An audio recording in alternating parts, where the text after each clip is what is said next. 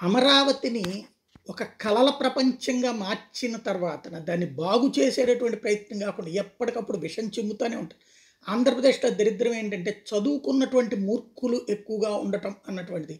దేశ విదేశాల్లో ఉద్యోగాలు చేస్తూ మూర్ఖంగానే ఆలోచిస్తూ తాము చదువుకున్నామన్నటువంటి జ్ఞానం లేకుండా ఆలోచించారు. తాజాగా అమరావతికి రైల్వే ప్రాజెక్టుకి ఓ రూ. 1000 మాత్రమే కేటాయించింది. ఇది జగన్‌కి చేత కాలేదని ఒకవైపు, బీజేపీ దుర్మార్గం అని మరొకవైపు. సెన్స్ లేని సెన్స్‌లెస్ ఇడియట్స్ మాట్లాడేటటువంటి మాట.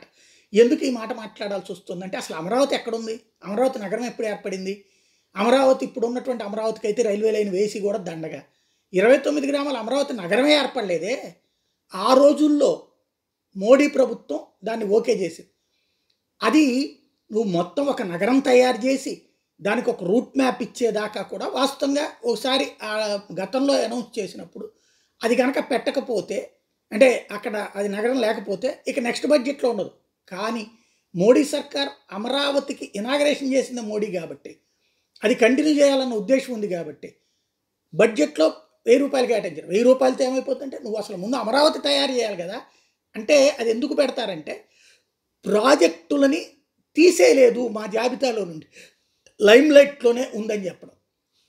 ఇదివరకు గూడూరు డబుల్ లైన్ అప్పుడు అంతే జరిగింది. అట్లాగే మన తెలంగాణ నుంచి సెకండ్ లైన్ ఉంది గదా! హైదరాబాద్ నుంచి గుంటూరుకొచ్చే రూటు దాని విషయంలోనే అంతే జరిగింది. అప్పుడు ఇట్లాగే రచ్చ చేయడమే.